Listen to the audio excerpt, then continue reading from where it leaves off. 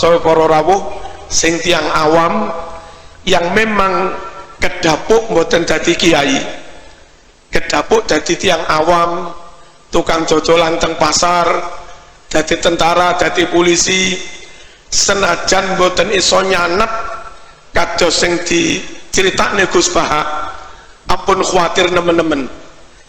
Insyaallah yo enek hujahe kok. Tapi kangge kita sing kader napa niki? Calon tiang awam niki. Kanjeng Nabi kadang pidato khutbah. Mereka umat Islam ketika itu mendengar boten sorokan. Wong sak masjid sorokan kabeh nggih. Nabi wektune telas ora. Tapi yang dikader memang harus sorokan.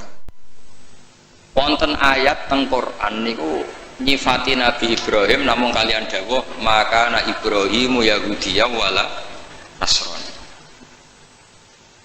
Terus Ibrahim itu gadah zuriyah namanya Yahuda niku Yahuda bin Yakub bin Ishak bin Ibrahim. Akhirnya ketika Yahudiyah ini jadi satu entitas itu saged agama, saged marga, saged nama kerajaan. Itu orang mengira Ibrahim itu Yahudi karena entitas setelah Yahuda itu mengidentitaskan Ibrahim atau menstatuskan sebagai Yahudi. Nasrani juga sama karena kebetulan agama Nasrani lahir di Yerusalem, di kawasan Hebron, di Bethlehem, kemudian orang menstatuskan Ibrahim itu ya Nasrani. Karena mayit ini orang yang sudah tidak berkutik. Sehingga kalau dzurriyyahnya mayit ini menjadi pilihan tertentu, memilih pilihan tertentu, maka akan menstatuskan mbah-mbahnya. Sehingga saya berkali-kali bilang sebetulnya adat di Jawa itu salah. Anak numpang keramat mbahe, keramat gandul itu salah. Sebetulnya kalau dalam tradisi leluhur Arab itu dibalik. Kama tasyarrafa bi Muhammadin adnanu.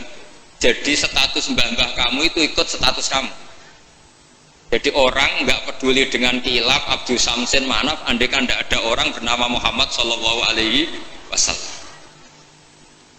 Orang nggak akan peduli dengan Wali Songo, andai kan tidak punya murid-murid nasab maupun murid-murid sabab, kata para ulama yang mengajarkan Fathul Wahab, Ikhya. Andai kan kita kemudian beda haluan, nganggep kuburan itu tempat syirik, tempat khurafat bid'ah, maka kita tidak menstatuskan kuburan wali itu tempat berkah, tapi tempat bid'ah dan syirik. Nah, status itu tuh terserah kita, bukan terserah yang meninggal. Itu filosofi dari maka na Ibrahimu Yahudiyya wala Nasrani. Andai kan tidak ada Nabi Muhammad SAW, maka kesestatusan Nabi Ibrahim akan dibelokkan menjadi berstatus Yahudi maupun Nasrani. Maka kalau mau matur, min khosoisi hadil ummah adalah as-sanadul muttasil ila Rasulillah sallallahu alaihi wasallam. Sebab hanya dengan sanad itu kita bisa menjaga status guru kita, gurunya guru kita, gurunya guru kita ila Rasulillah sallallahu alaihi wasallam. Saya termasuk orang yang fanatik sanad. Saya muridnya Mbah Mun. Mbah Mun diantara gurunya tentu Mbah Karim Lirboyo. Beliau ngaji sama Mbah Hashim ngaji sama Syekhona Khalil Syekh Nawawi Banten, atau Mbah Mun ngaji Mbah Karim, Mbah Hashim ngaji Syekh Mahfud Termas di Mekah, kemudian ngaji Said Abi Bakar Sato Sohibul I'anah. Saya dari gen saya piyambak, ada bapak kandung hafal Quran, ngaji sama buyut saya dari ibu, dan itu sampai buyut saya namanya Hafsah, itu binti Soleh, binti Maksum dulu, binti Maksum bin Soleh. Soleh buyut saya itu gurunya Mbah Soleh Darat ketika beliau masih di Kudus, ngaji di Damaran. Pondok tertua di Kudus itu buyut-buyut saya di Damaran belakang makom. Jadi buyut saya kandung namanya Hafsah, punya anak namanya Sofia itu yang sampai saya, punya adik Badiah jadi ibunya Ki Sahal. Terus Hafsah itu punya saudara, punya pernak bulik namanya Nyai Fadilah, itu di garwa Kiai Akil Sirat yang jadi Pak Said Akil dan seterusnya. Saya cerita begini ini penting karena supaya kebenaran itu dzurriyatam ba'duha min ba'd. Sekali dzurriyah ini Melenceng itu tidak harus ekstrim menjadi kafir menjadi muslim atau muslim menjadi kafir, tidak harus itu. Misalnya dari Sunni menjadi Wahabi atau Sunni menjadi Syiah, atau Sunni seneng ngaji menjadi Sunni tidak seneng ngaji, itu juga sudah parah. Atau kiai yang dulu kagum anaknya bisa baca Ihya, kemudian kiainya kagum kalau anaknya punya Alfat, itu juga melenceng sama. Dari kiai yang bangga anaknya tawakal menjadi bangga kalau anaknya pakai BUMN, ini juga melenceng. Jadi melenceng itu macam-macam, tidak harus ekstrim. Tapi efek dari melenceng itu adalah menstatuskan orang sing hanifah muslimah, yaitu Nabi Ibrahim, menjadi Yahudian atau Nasronian. Jadi kira-kira kalau ada muridnya Mbah Mun kok kedonyan, sebetulnya mental kapitalistiknya itu dia mungkin nyifati Mbah Mun bahasa hal itu enak kayak gede, tamune akeh, duit akeh, mesti seperti itu. Tapi kalau saya atau yang sejenis saya enak duwe Kiai Mbah Mun, saya pernah khatam Wahab dengan Mbah Mun, khatam Mahali sama Mbah Mun, Jabul Jamek sama Mbah Mun, nak moco enak, nak nerangno enak. Sampai kata ada Kiai Madura itu nak moco kita perapati iso. Tak tanya, teman saya, yang Kiai ini teman saya, bukan semua Kiai Madura yang teman saya. Kenapa kamu tidak bisa baca kitab? Yang kitab enak dibaca milik Mbah Mun, yang milik saya tidak enak katanya. Sehingga dia punya cita-cita mau beli kitabnya Mbah Mun. Jadi dia tidak menyalahkan otaknya, tapi menyalahkan kitabnya. Setelah saya alim, saya sering baca kitab, katanya dia, kitab jenengan tak beli 10 juta Gus, asal saya bisa baca kayak jenengan. Khawatir saya masalah sanad itu, saya ulang lagi masalah sanad. Saya punya kitab banyak karangannya Mbah Hasyim Asy'ari, karena saya punya tulisan banyak tentang Mbah Hasyim. Mungkin bahkan yang belum didokumen oleh keluarganya, karena Mbah Hasyim dulu teman akrab buyut saya, namanya Raden Fauzan. Fauzan itu bin Maksum. Itu ketika kitab-kitab dulu itu silih-silihan, karena dulu beli kitab itu mahal. Dulu buyut saya itu, buyut saya dari ibu itu dibelikan kitab, buyut saya dari bapak itu belikan ithaf, itu sampai jual sapi, saking mahalnya kitab. Sehingga saya masih ingat Mbah Sahal itu kalau belajar di geladak saya, itu tafsir Bedawi itu ada tulisannya Mbah Mufid, ada tulisannya Ki Zubaidi, terakhir dipakai Ki Sahal Mahmud. Jadi satu kitab dipakai sekian apa? Generasi, saking susahnya apa? Kitab. Terus dulu orang belajar itu ya serius. Qara'tu alas syekh. Jadi dulu itu murid baca di depan kiai, kemudian dibenarkan atau disalahkan. Sekarang enggak. Kiainya baca, muridnya ngantuk omongan sendiri, terus dengan bangganya merasa saya ini muridnya Mbah Mun, muridnya Gus Baha. Itu innalillahi wa inna ilaihi raji'un. Itu enggak benar seperti itu. Karena dia sebetulnya tidak mustakil. Kecelakaannya lagi, metode pelatihan bahasa Inggris, bahasa asing itu pakai metodenya ulama dulu. Orang kalau kursus Inggris itu dilatih disuruh ngomong sampai aksennya Inggris, konversasinya gaya Inggris, sehingga mereka pinter. Itu metode kita. Dulu nggak ada guru bacakan murid, itu udah ada murid bacakan guru. Makanya kenangannya Imam Syafi'i, qara'tu ala Malik al-Muwatta, saya membaca Muwatta di depan Imam Malik. Sehingga murid pinter apa goblok ini gurunya tahu. Nanti kalau bacanya benar terus disahkan jadi kiai. Karena terus rokokan ambil omong-omongan tetap jadi kiai. Padahal kiainya saja nggak tahu dia pinter, nggak tahu. Nah ini termasuk sanad yang mungkotek. Makanya saya ini nyesal senyesal-nyesalnya. Di tradisi pesantren sekarang ngaji sorogan itu jarang. Saya alhamdulillah sampai sekarang masih ada beberapa santri yang ngaji sorogan mahali sama saya, termasuk beberapa Gus Sarang masih sorogan sama saya. Karena Mbah Mun tuh nggak mau ngasih sanad kecuali sorogan. Jadi dulu saya ngaji sama Mbah Mun, cucu kandungnya Mbah Mun mau sanad mahali nggak langsung Mbah Mun, harus lewat saya karena Mbah Mun sudah tidak sorogan mahali karena sudah sepuh. Nah pentingnya sorogan itu orang mustakil, murid ini mustakil, bacanya apa ini mustakil. Jangan sampai ngalami misalnya ada murid tanya, Gus, walam tarjiman itu maknanya apa? Saya yang kecelok orang alim saja nggak tahu maknanya lam tarjiman. Setelah tak lihat ternyata di bab khed walam tarodaman, dia baca langsung lam tarjiman. Ya bingung. Saya sampai apa? Madatul kalimah dari apa? Mustaknya apa? Soroknya? Akhirnya saya coba kitabnya tak lihat. Ternyata walam taro daman. Dia bacanya langsung lam tarjiman. Itu banyak sekali. Nah makanya saya mohon lah di dukun ini orang-orang yang alim atau ustadz alim itu harus tetap ada tradisi ngaji sorogan, terutama bagi khiyaru ahli, orang-orang pilihan. Dulu sahabat ngaji Rasulullah Quran itu ya sahabat yang baca. Dulu saya ngaji Quran, setor Quran min awali hatta akhiri, ya saya yang baca.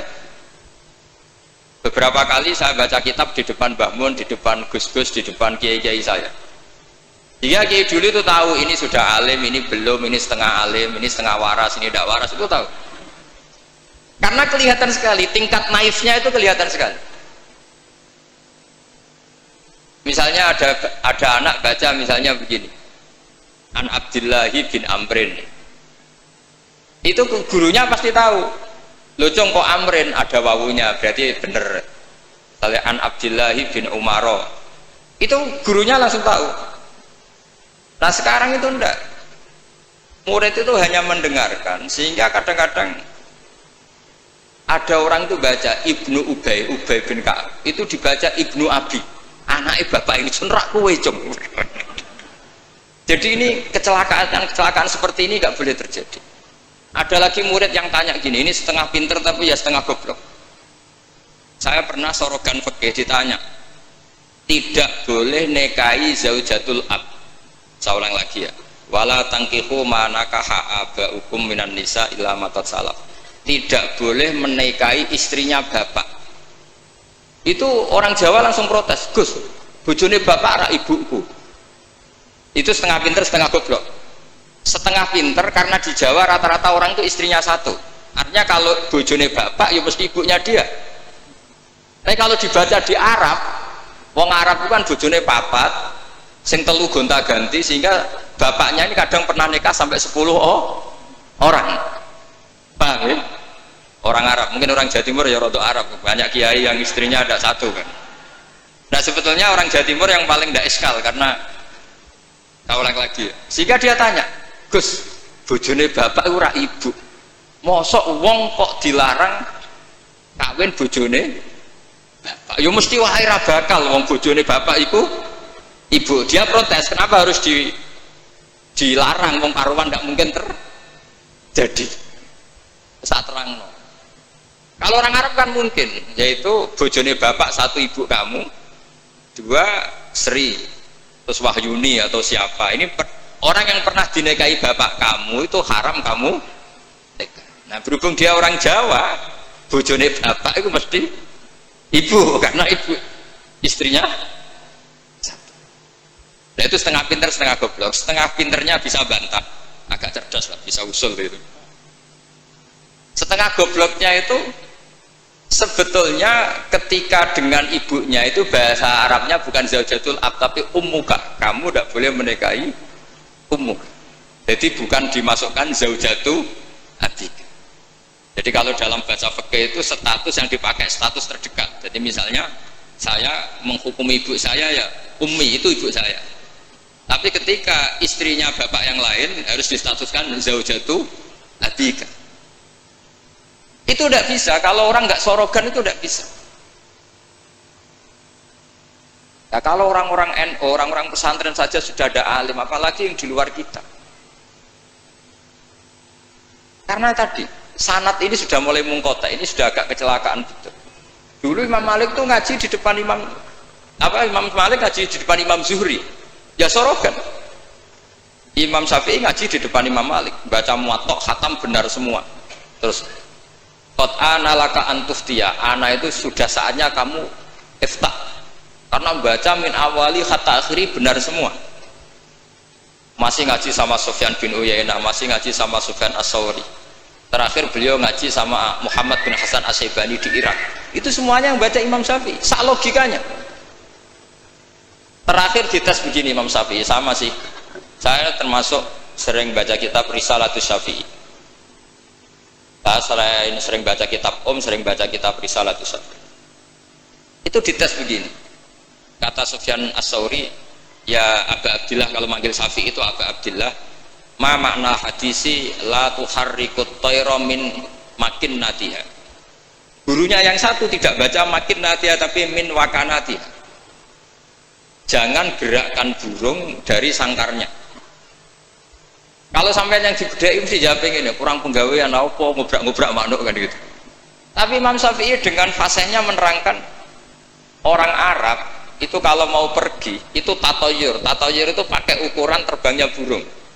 Nah digusah terbang ke kanan ila aimana berarti alamat baik.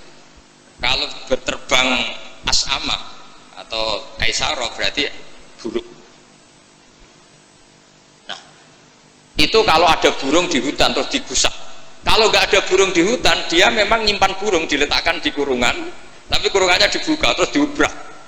Nak terbangnya nganan baik, kalau ke kiri buruk. Makanya disebut di Quran innama ta'irukum ma'akum inna tatoyarna bikum, karena yang dipakai ukuran itu ta'ir itu sesuatu yang terbang. Itu Imam Syafi'i langsung paham. Adatul Arab kalau mau pergi itu melihat terbangnya burung.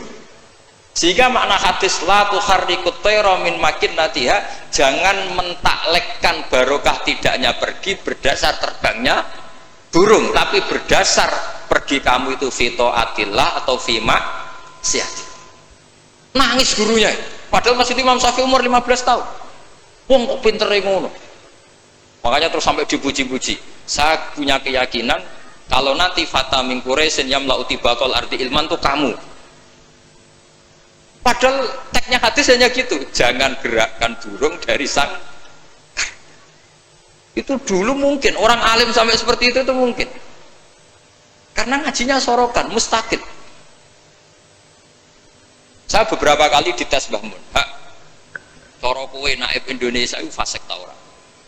Ora dijawab fasik ya rodok fasik untuk mail-mailan terus. Nak dijawab fasik padha karo ngukumi nek kae wong sak Indonesia agak sah mergo waline napa? Nah, kula pengalaman karena kula sering ngaji sama Mbah Mun pengalaman. Jenengan ra kepengin nek kae wong sak Indonesia sah. Iya, aku kepengin sah. Nah ngoten tak hukumi mboten fasik. Itu Mbah Mun sewenengnya saya sampai diambung itu ya bilang gitu. Cara wong Arab nak seneng diambung bombonan. Kowe muridku tenan. Karena itu memang jebakan. Jadi ya sudah seperti itu. Itu mungkin kalau ngaji sorokan. Tapi nak ngaji kilatan ya mau nyenggai sholawat tok. Sholale. Oh semata ana wong tenan das. Amit tenan. Loh kenapa? Sholawatnya baik, tapi Jibril juga gak paham. Sholale itu kan kalimat apa kan juga jelas. Coba diterkip. Nabi Muhammad sholli alaih. Sholli itu malah perintah. Berarti kiaimu sholli alaih. Berarti Pak Yai, kue semua sholawat kan gitu. Itu kalimat yang salah. Iya, waqala Rasulullah sallallahu alaihi wasallam. Terus muridnya muni sholli alaih, berarti kan kalau dimaknani kan sholli maca sholawat sira Pak Kiai. Ada yang ngatas mun jenengan mawon sing maca sholawat. Nah, berhubung itu bahasa Arab gak ketara salahe kan gitu. Adat-adat ngono iku mareni gitu. Itu naif. Ya. Mestinya kan qala Rasulullah sallallahu alaihi atau sholat alaih lah, paling nggak ada domir mustatir yang kembali ke Allah. Ya kalau terus muridnya bilang apa? Sholli alaih, coba sampean maknani sholli alaih. Sholli ya syekh alaihi ala nabi. Kacau nggak kira-kira dia kan dengar orang yang ngerti itu. Tapi alhamdulillah banyak yang nggak tahu sehingga ya alhamdulillah. Makanya saya berkali-kali muji orang bodoh itu barokah. Mergo ora salah wong. Jadi penak weh. Kalau saya tangisan, nak pondok gede weh salah oleh maca sholawat mulai sing pondok cilik. Sing ditunggoni ahlul ilmi, maksudnya pondok gede sing notabene ditunggoni ahlul ilmi saja salah apalagi. Jadi dulu itu orang itu pinter sekali karena ngajinya sorokan. Sahabat ya gitu. Sahabat tuh kalau nggak paham ya tanya Nabi, karena logikanya Nabi kadang nggak nyambung sama logika sahabat. Misalnya begini, al-qatil wal maqtul finnar, yang bunuh maupun yang dibunuh. Saya baca lengkapnya. Idzal taqal muslimani bisayfihima fal qatil wal maqtul finnar. jika dua orang muslim perang sama-sama membawa pedang, maka yang bunuh maupun yang dibunuh di neraka. Sahabat tuh iskalnya hadza al qatil. Oke lah kalau qatil finnar, kalau pembunuh di neraka normal ya Rasulullah. Fama balul maktul. Lalu dosanya yang terbunuh apa? Wong dia korban, dia maktul, dia dibunuh. Jawabannya Nabi, innahu kana harison ala qatli sahibi. Dia sebut maktul, oke dia maktul, tapi mentalnya kok. Artinya gini, yang terbunuh itu mentalnya kotil apa maktul? Kotil, karena dia saat tempur tentu inginnya membunuh. Artinya maktul itu status fakta, tapi status mentalnya kotil. Itu hebatnya Rasulullah. Ya ketika ada orang sama-sama bawa pedang duel, itu mentalnya semuanya kotil. Cuma yang satu nasibnya maktul. Nah, maktul ini status nasib apa status niat? Status nasib, niatnya dia tetap qatil sebagai pembunuh. Jadi segampang itu Rasulullah menjelaskan, karena tadi ada sorogan. Jika Nabi setiap ngaji sama sahabat, aro'aitakum hadhi, aro'aita kadha, aro'aitukum kadha. Nah, ini terakhir, qadiyah saya terakhir tak terangkan. Nah, sehingga Quran, ini kembali ke sesuatu yang saya tekuni. Sehingga Quran itu mengajak orang itu berdialek, dan sering ada kata aruni, kul aro'aitum. Kenapa demikian? Karena nggak boleh orang itu menerima ilmu itu karena dicekoki guru, dia harus bisa berpikir sendiri. Jika Allah kalau ngendikan nggak apa-apa selain saya sebagai Tuhan nggak apa-apa, kata Allah. Kamu bilang Yesus Tuhan nggak apa-apa, Fir'aun Tuhan nggak apa-apa. Tapi kata Allah, aruni madza khalaqu minal ardi. Tapi tolong tunjukkan ke saya prestasinya Fir'aun apa? Apa ketika saya bikin langit dia ikut menciptakan langit? Apa ketika saya bikin bumi dia ikut menciptakan bumi? Aruni madza khalaqu minal ardi am lahum syirkun bis. Jika orang terus mikir, kalau Fir'aun Tuhan, Yesus Tuhan, atau siapa saja yang selain Allah dianggap Tuhan, lahirnya di mana? Oh, Yesus lahir di bumi. Bagaimana mungkin lahirnya di bumi tahu-tahu menuhani bumi? Fir'aun ketika merasa Tuhan, Musa ditanya, Tuhan kamu siapa? Rabbus samawati wal ardi, yang nuhani langit dan bumi. Terus kata Fir'aun, ya Haman ibn li sorhal la ali abluhul asbab. Sudah, saya mau bikin piramida, mau lihat Tuhannya Musa. Terus soal di bumi, kata Fir'aun, ma'alim tulakum min ilahin wiri. Saya jalan-jalan kemana-mana, setahu saya yang dituhankan saya, kata Fir'aun. Nabi Musa ganti argumentasi, bilang Rabbukum wa rabbu abaikumul awalin, yang nuhani nenek moyang kamu. Itu semua hadirin langsung sadar, iki nak Fir'aun pangeran, buyute radi pangeran, kan pangerannya datang terlambat. Kan Fir'aun punya bin. Wong Fir'aun itu nama gelar kayak Hamengkubuwono. Fir'aun 1, Fir'aun 2, Fir'aun 3, Fir'aun kan gitu. Makanya zaman Nabi Yusuf itu rajanya juga namanya sudah Fir'aun, zaman Nabi Musa juga Fir'aun, karena itu gelar. Artinya begini, kalau Fir'aun itu Tuhan, berarti mbah-mbahnya tanpa Tuhan, karena Tuhannya datang terlambat. Itu dilatih. Sehingga Quran itu sering ngendikan aruni, aro'aitum, aro'ait, itu diulang-ulang. Ngaji sorogan itu pentingnya ya seperti itu. Santri akan tahu ini bacanya yajibu apa yajubu. Kalau di hadis al-Islam yajubu ma qablah, mergo maknane yaktok. Jadi ketika ada seorang sahabat lama sekali kafir dulu, ketika Islam dia ngeluh, ya Rasulullah setelah saya Islam apa dosa saya zaman jahiliyah diampuni. Terus Nabi ngendikan al-Islamu yajubu ma qablah. Itu bacanya bukan yajibu tapi apa? Yajubu ayaktau. Nah kalau pas ini kamu baca yajibu kan, al-Islamu te Islam yajibu, pusing kamu. Itu kalau nggak sorokan nggak bisa. Jadi saya mohonlah sanad ini nggak boleh hilang, karena yang punya khazanah kealiman itu kita itu maksudnya pesantren. Kalau kita saja tidak alim, apalagi di luaran kita. Ini bukan urusan suudzon atau menstigmasi, enggak. Yang menyediakan itu kita, di luar kita malah pakai terjemah, pakai paling KHI lah, kompilasi hukum Islam. Yang masih pakai teks Ihya Fathul Wahab itu kita. Karena Fathul Wahab Ihya dikerdusi nganti sawangan. Ya ini dewe maca terjemahan. ngaji ini nganggo laptop amen ngincang-ngincang perkara delok terjemah sinalillah wa inna ilaihi rajiun itu bukan apa-apa sebenarnya. Orang nggak alim itu tidak apa-apa, tidak dosa, tapi kan masalahnya sing ra alim ta yo gayane kok wong alim itu semani masalah kan itu. Orang aku bodoh kan yo ora gelem kan. Dulu itu tidak seperti itu. Sehingga Nabi Ismail misalnya, Nabi Ibrahim itu Nabi itu diperintah Allah mesti benarnya.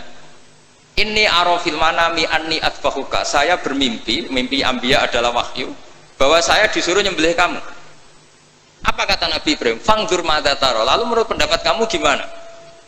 Karena mulai dulu enggak, jadi tradisi di kampus dua arah, mahasiswa disuruh mikir, disuruh cerdas. Itu dulu kita sebelum ada kampus, para nabi sudah punya tradisi murid itu mustaqil bil fikr. Murid bisa mikir sendiri. Mangdur madza taro, menurut pendapat kamu gimana Ismail? Supaya apa? Kalau Ismail betul-betul nanti disembelih, itu dia tidak hanya nurut Nabi Ibrahim tapi memahami, jika dapat ganjaran dua kali, nurut bapak ya nurut pangeran, atau nurut pangeran ya nurut bapak. Mangdur madza taro, qala ya abatif almatu. Jadi tidak mentang-mentang Ismail, aku dikongkon pangeran nyembelih kowe, ayo nang tak sembelih. Oleh bantah nurut. Tidak ada seperti itu. Itu lagi-lagi yang ada itu di ngaji sorogan. Nah, kemudian saya sekarang cerita masalah sorogan. Saya beberapa kali punya kenangan Mbah Mun, karangan terakhir beliau Al-Ulama Al-Mujaddidun. Tiap ketemu mesti disuruh baca itu. Sampai saya pas haji sama beliau ya baca itu di Tujami Bari Rasulillah. Ketika saya di Sarang tiap Syawal ya baca itu. Sampai kitab itu untuk murid-muridnya identik dengan saya, karena saya sering, bahkan di kitab saya paling banyak oret-oretan tulisan tangannya Mbah Mun, karena beliau tahu kalau saya menekuni kitab itu, jika beliau senang sekali. Termasuk begini pertanyaan saya, menurut Imam Syafi'i zakat zuhur itu kan hanya yang muqtad, kayak makanan pokok lah, kira-kira kayak padi kalau di Indonesia. Tapi Mbah Mun dulu itu sering guyon gini, petani itu sakit, wis macul terus gegere kaya akik wajib zakat. Petani cengkeh kakao suge-suge ra wajib zakat. Mergo sing ditandur mboten apa muqtad atau tidak kut. Oke ngono iku terus piye? Kaya gak adil. Bangun itu hanya guyon-guyon gitu. Mulai guyon petani kaya gegere kaya akik kaya apa gitu. Terus suatu ketika tanya saya, cara kowe wajib gak? Ya najiran muni wajib, kula muni wajib, tak boten nggih boten, wong kula murid temen. Terus jare pamun, ora iso kowe kudu melok nak muni wajib ya kowe dhewe aja ngelok-ngelokno aku. Dulu saya iskal saya itu niki kok gak tanggung jawab atas saya gitu. Dan di kitab itu ditutup dengan kalimat fa'ala man huwal qudwah li hadhil ummah ay yuftiya bima huwal aslah di hadil ummah. Jadi orang menjadi panutan umat harus berfatwa sesuai al aslah li hadil ummah. Saya masih tanya lagi, do al qudwah li hadil ummah itu jenengan?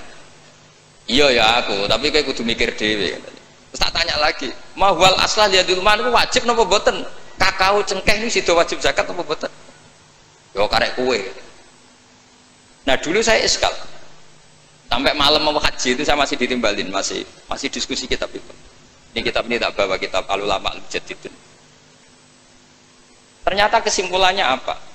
Fatwa itu nggak boleh hanya gurunya paham, muridnya tidak. Akhirnya saya tanya gini, ya Syekhona, ketika seseorang itu syafi'i dan dia seorang mufassir, hal yataqayyadu bimadhabi imami amlah. Misalnya gini, kan dalilnya Yusuf Qardawi yang ngutip Ibnu Katsir kan, semua tanaman wajib zakat, termasuk kakao, cengkeh, apa saja, termasuk khodrowat, fawakih, asmar, simar, semuanya wajib zakat. Dalilnya adalah mimma akhrajna lakum minal ard. Ma itu umum, apa saja. Nah, pertanyaan saya ke Mbah Mun, apakah seorang mufassir itu terikat madzhab imamnya sehingga ma yang umum menjadi hanya yang muqtad? Apa tetap bebas karena ma itu umum? Terus ya beliau mau gejol-gejolkan ya, tapi yang beliau sempat komentar al fawakih wal khodrowat sekarang aksaru iktisodian secara ekonomi lebih harusnya wajib zakat.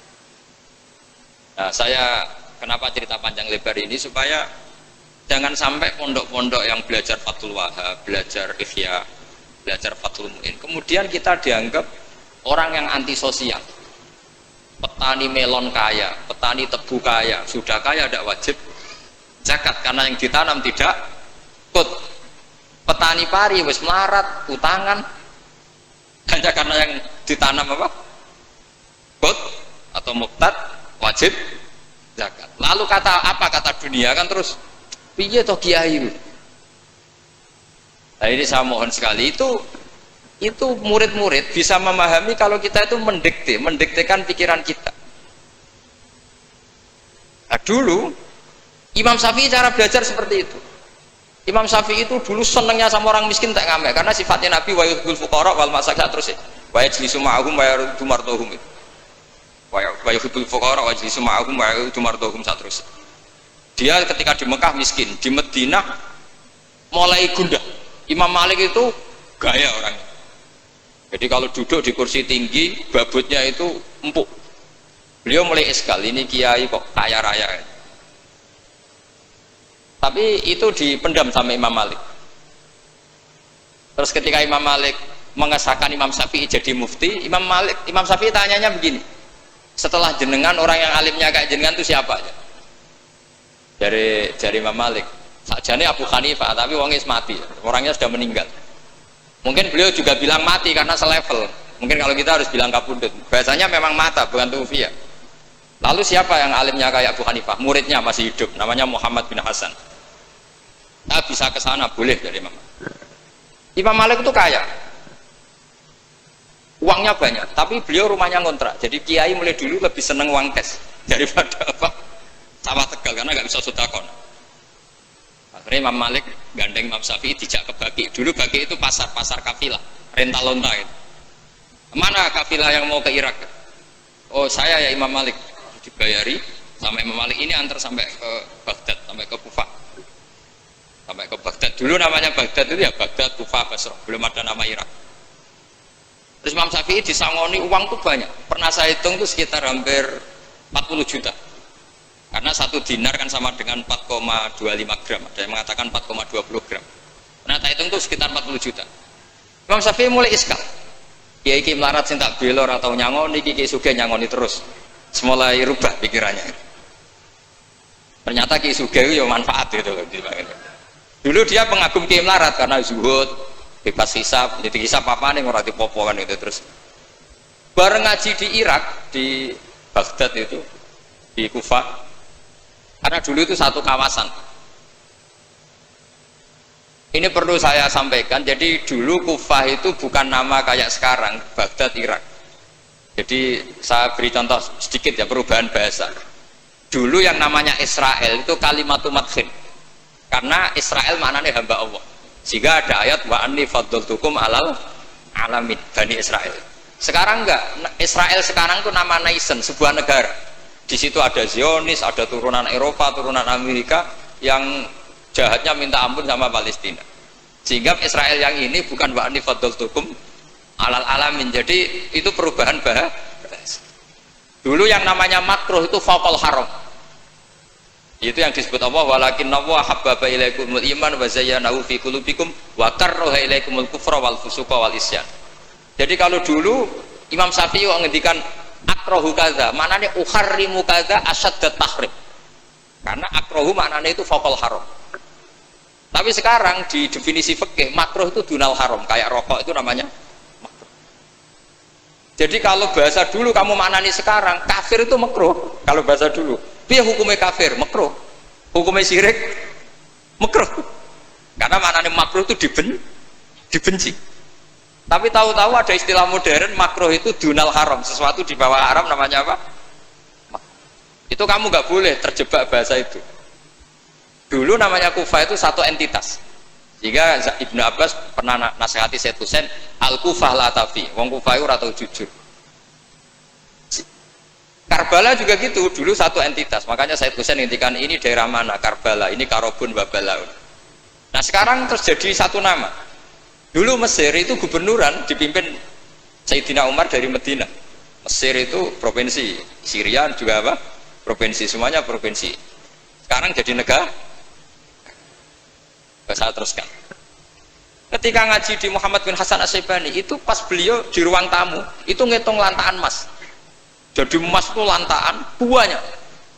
Dari satu peti dipindah ke peti lain. Terus sekarang mungkin kiai ngitung dolar. Dolarnya banyak. Jadi kesunatan kiai kalau ngitung uang itu saya di ruang tamu. Kalau ada santrinya. Ben santri ini rangkep pikiran nyalami template. Gara-gara kiai ini duwe akeh mbok melarat itu tidak kepikiran santri ini nyangoni kan. Itu Muhammad bin Hasan Asy'ibani kalau ngitung uang itu di ruang tamu banyak lagi emas lantaan. Imam Syafi'i tambah iskal, ini kiai kok malah Imam Malik wis tak anggap kedunya ini malah parah. Tapi setelah Imam Syafi'i iskal, Imam Muhammad bin Hasan Asy'ibani itu ajib min hadhi, maksudnya min hadhil waqi'ah, kamu kaget dengan peristiwa ini. Iya, kamu kiai kok kaya raya. Terus kata Imam Muhammad bin Hasan Asy'ibani, harta ini milik saya, miliknya orang soleh, miliknya orang alim. Nak kowe ra seneng wong alim sugih tak kekne wong-wong nakal, ben dienggo nglonte, dienggo demenan. Ampun.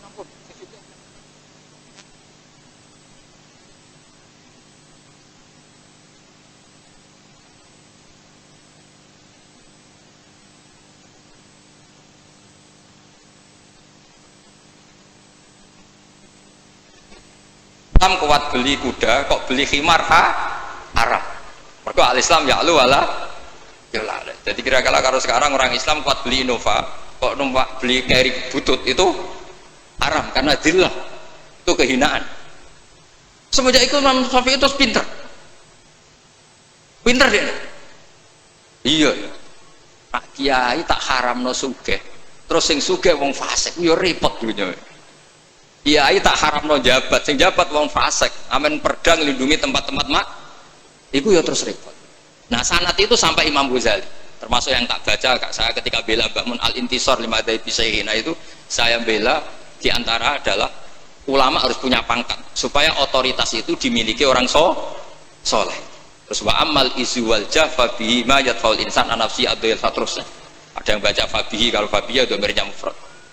Semenjak itu kakak saya pernah wakil bupati, Eropa pernah bupati, Gus Yasin putra Ba'mun wakil gubernur. Itu panjang, sanad pemikiran seperti itu tuh panjang. Kalau kiai tidak boleh jabat, ya biar yang jabat orang fasik, nanti perdanya menguntungkan ahlul fiqih dan seterusnya. Dan itu ulama dulu bisa menerangkan dan memahamkan pada murid-muridnya karena ngajinya sorokan. Sekarang enggak ngaji ya kayak seperti ini. Makanya saya diundang itu termasuk kiai paling sulit diundang. Wis masyhur. Andai kan kiai Eropa tidak datang ke saya sendiri, mungkin saya tidak datang. Wis tenar yakin sekolah datang. Saya itu hanya mau datang ke pernah sepuh. Ternyata pernah sepuh ya banyak, jadi wah mata wong itu. Nah itu kiai Jawa itu, Kiai Jamal itu kan iparnya Basal itu sepupunya Mbah saya. Mbah Jamal itu abahnya Gus Rosinda. Saya tiap bulan kan ngajar di pondoknya Basal karena memang sepupunya Mbah saya. Kemarin di Termas, jadi pernah sepuh ternyata banyak. Makanya ini yang nom-nom itu haram undang saya, ini sudah tak maklumatkan. Karena logikanya jelas lah, aturan santri itu hormat mbek sing sepuh. Nah, kiai nom ngundang aku itu dosa. Mergo ngatur sing luwih tuwa. Jelas iku jelas dosa, cara fikih jelas dosa. Apa meneh nom kalah pinter tambah dosa ngatur wong alim. Wes jelas cara fikih seperti itu. Kamu enggak boleh bantah hukum. Nah, kira-kira hukumnya gimana? Wong bodoh ngatur wong alim, kira-kira hukum gimana? Kira-kira dosa ndak? Dosa, yakin dosa. Jadi sanad ilmu itu terjaga sampai seperti itu, ada dialek. Akhirnya Imam Ghazali menulis di kitab tentang syukur, juga di kitab masalah salatin. Jangan kira Nabi setelah jabat, yaitu menguasai Mekah dan Medina, itu pahalanya kalah ketika Nabi yu'da wa yudrok, ketika Nabi disakiti. Kenapa begitu? Nabi ketika disakiti, diusir di Mekah, ganjarannya Nabi tetap hanya sabar tok. Oke, sabar itu mendapat pahala.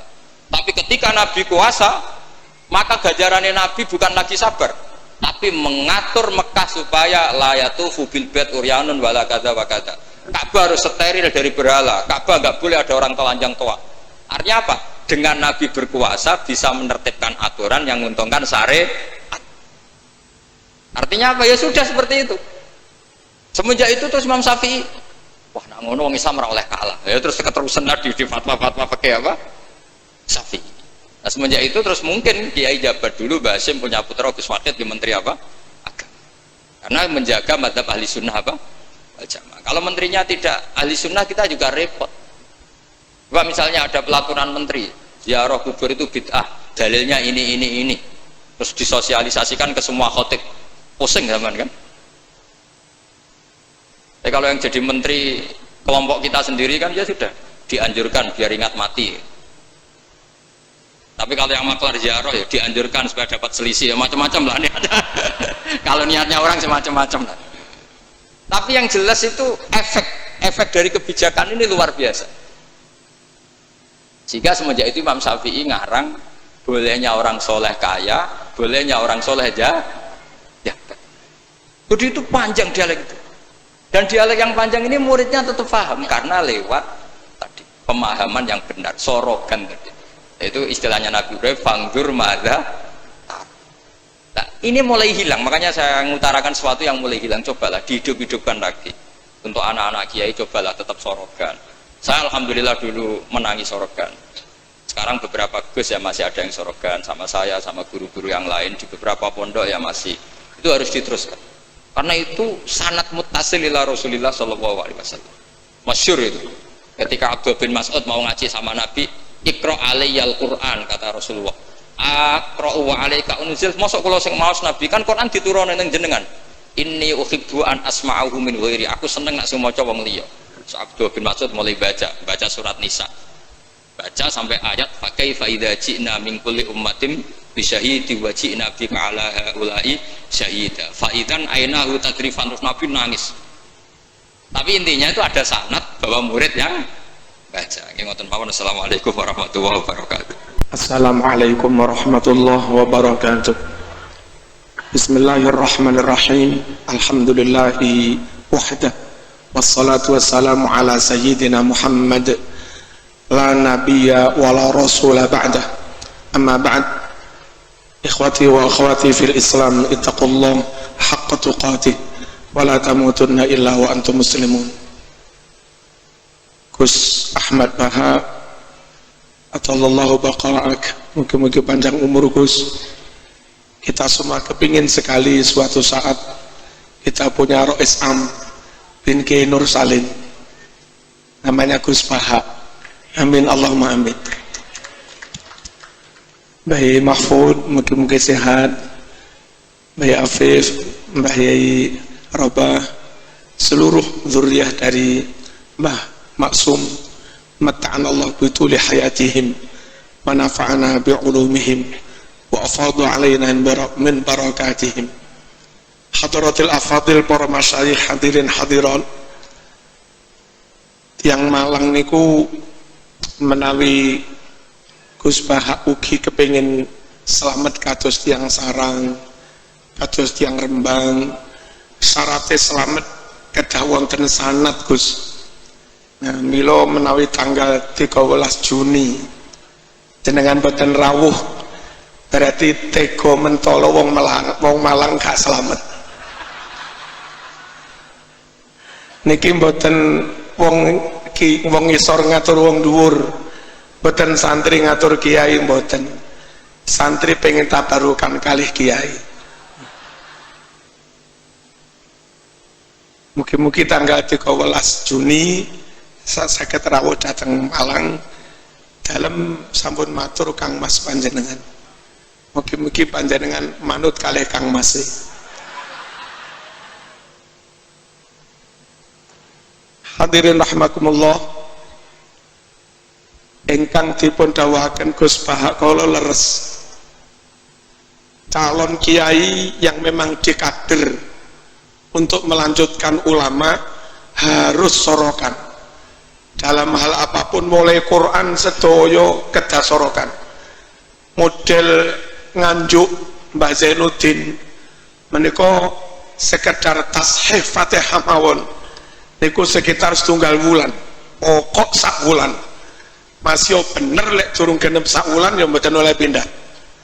Nah, tapi kita so para rawuh sing tiang awam yang memang kedapuk mboten dadi kiai, kedapuk dadi tiang awam, tukang jojolan teng pasar, dadi tentara, dadi polisi, senajan mboten iso nyanep kados sing diceritakne Gus Bahak, ampun khawatir nemen-nemen, insyaallah yo enek hujahe kok.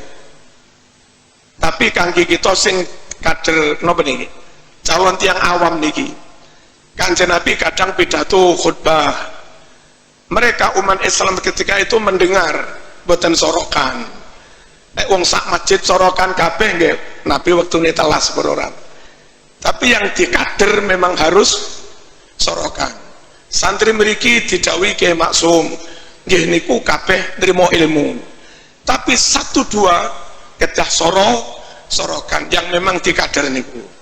Terus kita niki senajan kaya ngono hebate nyanat, lamun kita mboten sempat sorokan, mboten sempat nyanat, insya Allah tetap sah. Tapi sah rodok didik saya ini. Mengkelek pun rawuh teng Malang saya mundak kata. Allahumma shalli ala sayyidina Muhammad. Kula remen kalih Gus Bahak dan wa aqranihi wa man yumasiluhu. Niku keranten keilmuannya jelas. Terus dalam hal penampilan niku apa anane? Bloko suto. Angel para rawuh golek kiai sing berpenampilan apa anane. Kadang durung dadi Habib dandanane kaya habaib, wong Malang lek ngarani kemabib. Mboten Arab, gayane kaya Arab. Jadi ini malih mboten Arab tapi kemarab. Gus Bahak yang iso ngarang kitab mengke wicantenan kali tanggi sugeng tindak sami wilujeng nggih Jawi murni. Padahal kemampuan Arab pol ngarang kitab Arab nggih saged. Nah sing rada kemarab kemabib niku wau dijak ngomong tenan ra iso. Cara dikongkon nerusne nunan talil i'rabang ya ora muni ya. Oh ora muni. Tapi lek gayane Gus Bahak kalah. Serbane jos. Coba yo jos lek perlu minyak wangi sak liter sokne kabeh. Gayane Masya Allah ya khair, alhamdulillah ya khair, subhanallah ya khair. Mbah Mahfud mboten nate ngoten niku. Padahal hafid maca kitab nggih saged, nggih lulusan Timur Tengahan. Mengke kepanggih kula Ustaz kemudian ngoten mau mboten minfen mboten nate. Nah niki penting para rawuh, abghadul ibad ilallah man kana saubahu khairan min amali an takuna thiyabuhu thiyabal anbiya wa amaluhu amalal jabbarin. Kawula sing paling disengiti kalih Gusti Allah niki kawula sing kelambine penampilane jos kayak nabi, kayak wali, kayak syekh, tapi kelakuannya kayak Fir'aun, kelakuannya kayak Abu Jahal, Jabbarin. Antakuna siabuhu siabal anbiya wa amaluhu amalal Jabbar. Dan itu taghrir, kadung diambungi tangannya kalih tiang awam, kadung wong awam podo sowan ya tabaroku nabi ngarep-ngarep angsal barokai, kadung didadekne panutan pol-polan. Lah tibake ngejak Jumatan yang Padang Masar kono. Nek sak repotan piyambak. Ramanut di ketorone kaya ulama tenan. Dimanuti tibake mung kaya ngono kuwi. Lah nyun sewu para rawuh. Mboten ulama berpenampilan kaya ulama. Itu bagian dari proyek besar menjauhkan umat dari para ulama yang sebenarnya. Apalagi ditambahi nyun sewu propaganda hitam sing Gus Bahak niku liberal lah macem-macem, malah kira-kira diarani radikal barang wong ora kober benek sing dhuwur niki barang. Allahumma shalli ala sayyidina Muhammad. Dirose Kanjeng Nabi sayati alumati zaman yafiru fihi nasu minal ulama wal fuqaha. Nah, menungso umat niki menjauh dari ulama, mergi napa para rawuh sing boten ulama mendapat support TV luar biasa, mendapat bantuan publikasi luar biasa, diviralkan luar biasa, bahkan memang ada proyek menviralkan ngono-ngono kuwi. Napa niku jeneng proyek napa Gus niki? Nah, sing asli ngalim ngeten iki mboten nate diberi kesempatan tampil teng TV. Mengki lamun tampil pisan pindho diserang pol-polan, entek ngamek kurang golek, sehingga akhirnya masyarakat awam niki luwih manut tengene tiang sing mung ngetorokne penampilane padahal bukan ulama, dan pada akhirnya fasuilu fa'aftau bi ghairi ilmin fadallu wa adallu. Mila kados mbaye-mbaye mriki kula sumerep piyambak mboten nate masayikh mriki niku dandanan sing kemarep mboten nate. Biasa ngeten iki biar nuwun sewu lebih bisa membaur. Lek membaur murid masyarakat niki nggak ada SK, nggak ada pitakonan, takon mboten sungkan. Sehingga ketika mboten sungkan sowan kiai takon, masyarakat murid akan mendapat jawaban yang sebenarnya. Benten menawi kiai ini dandana terus pundi ngoten, mengke murid umat niki badhe sowan mawon izin, sowan ngenteni panen, sepelek mung gambar napa Gus? Allahumma shalli ala sayyidina Muhammad.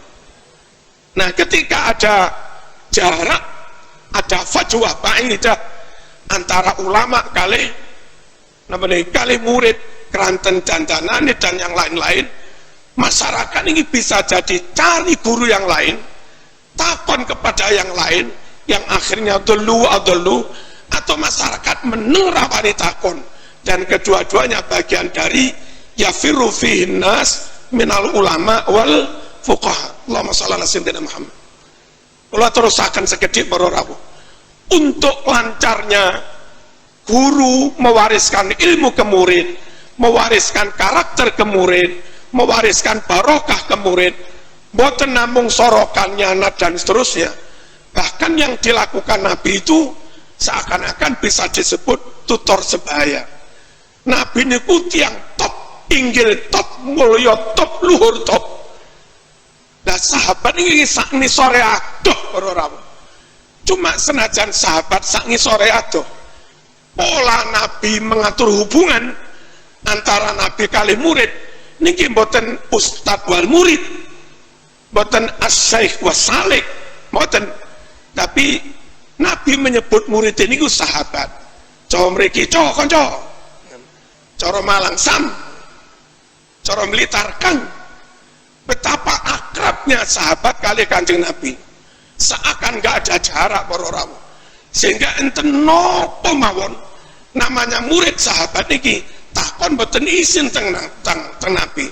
Wong tengene Ihya ingkang jilid kali niku masalah adat niku dipun ceritakan kadang Nabi kali Abu Ayyub Al-Ansori. Saking akrabe niku lho Abu Ayyub wani ngrogoh sae Nabi.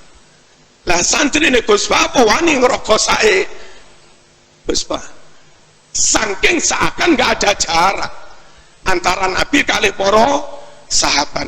Nah, menawi guru kali murid benar-benar akrab, benar-benar membaur kados ngoten niku, dan guru nggak usah khawatir kehilangan wibawa, asal alim tetap wibawa, sehingga rane nggak wibawa iku nangan bodoni malah hilang wibawa nih.